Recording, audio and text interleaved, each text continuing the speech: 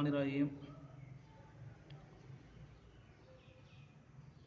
अब अक्सर देखने में ये आया है कि लोग रोज़ी की खातिर राज़िक को नाराज़ कर बैठते हैं। मिसाल के तौर पर ये जो गन्ना की कटाई का सीज़न आता है, मौसम आता है, तो इसमें अक्सर नमाजी जो है ना वो मस्जिद से गायब हो जाते हैं, मस्जिद में नमाज़ पढ़ने नहीं आते और पता यही चलता है कि वो गन्ना की कटाई पर गए हुए हैं। और अक्सर जो गन्ना की कटाई पर गए होते हैं तो वो वहाँ पर भी हो सकता है कि नमाज ना पढ़ते हों। तो यही है कि हालांकि ऐसे दिन थे कि हमें अल्लाह रब्बुल आलमीन की तरफ ज़्यादा रुजू करना चाहिए था, अपने गुनाहों की माफ़ी, इस्तिग़फ़ार और बाकी अपने माल के अंदर, फसल के अंदर बरकत की दुआ मांगनी चाहिए थी कि अब वो कटाई का और फसल लेने का मौसम है, तो अल्लाह पाक से दुआ करें कि अल्लाह पाक हमारे फसल में बरकत आ फरमाए। तो कहने का मतलब ये है कि ये दिन ऐसे थे कि इसमें ज़्यादा रुजू करना चाहिए था अल्लाह पाक की तरफ, लेकिन ज़्यादा रुजू करने की बजाय हम बिल्कुल जो है ना वो इबादत को छोड़ देते हैं उसी फसल की खातिर कि जो जिसका ज़िम्मा अल्लाह रब्बुल आलमीन ने ख़ुद अपने ज़िम्मा ले लिया है। वमा मिन दाब्बतिन फिल अर्दि इल्ला अल्लाह रिज़्क़ुहा।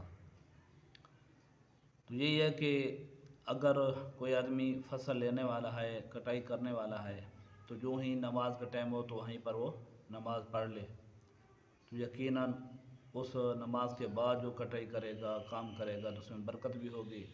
या अय्युहल्लज़ीना आमनू इस्तईनू बिस्सब्रि वस्सलाह। और अल्लाह पाक का फरमान ही है कि या अय्युहल्लज़ीना आमनू ला तुल्हिकुम अम्वालुकुम वला औलादुकुम अन ज़िक्रिल्लाह। कई ईमान वालों, कहीं ऐसा ना हो कि आपको अपनी औलाद और माल जो है ना वो अल्लाह के ज़िक्र से रोक न दे। तो यही होता है कि जब बंदा कटाई करने जाता है और इस तरह की फसल उठाने का, लेने का मौसम आता है, तो वही माल, वही फसल इंसान को अल्लाह के ज़िक्र से गाफिल कर देते हैं। तो हम उस रोज़ी के बदले राज़िक को नाराज़ कर बैठते हैं।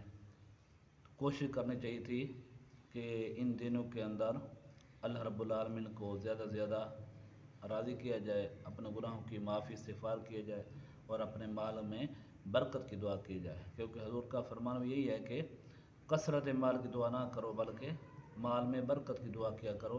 क्योंकि बाज़ लोग ऐसे देखे हैं कि जिसके पास माल कसीर है, लेकिन फिर भी उसमें वो आदमी परेशान है, उनकी ज़रूरतें पूरी नहीं होती। और बाज़ सूरतों में ऐसे होता है कि आदमी के पास माल थोड़ा है लेकिन उसमें बरकत है, तो उसकी ज़रूरियात पूरी हो जाती हैं। उसकी मिसाल ऐसे समझ लें कि अगर किसी के पास फ़र्क रुपए की 50 या 100 बोरी या 150, 200, 1000 बोरी हुई है उसकी, लेकिन साल के दौरान उस पर आजमाइश इतनी आई हैं कि वो 100, 1000 बोरी भी उस पर कम पड़ गई है।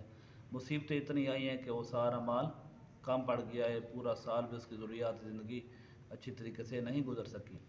दूसरा आदमी कि जिसकी 15-20 बोरियाँ हुई हैं, लेकिन अल्लाह पाक ने उसको आजमाइशों से, मुसीबतों से बचाए रखा है कि उसकी 20 बोरियाँ भी पूरा साल वो पूरी उतरी हैं।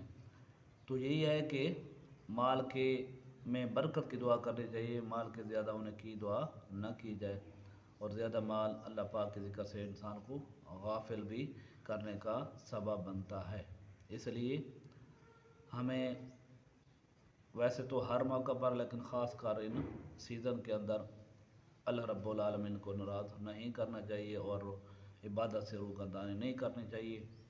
बाकी जिस तरह माह रमज़ान के अंदर मस्जिद को आबाद करते हैं, इसी तरह इन दिनों के अंदर भी आबाद ही रखना चाहिए।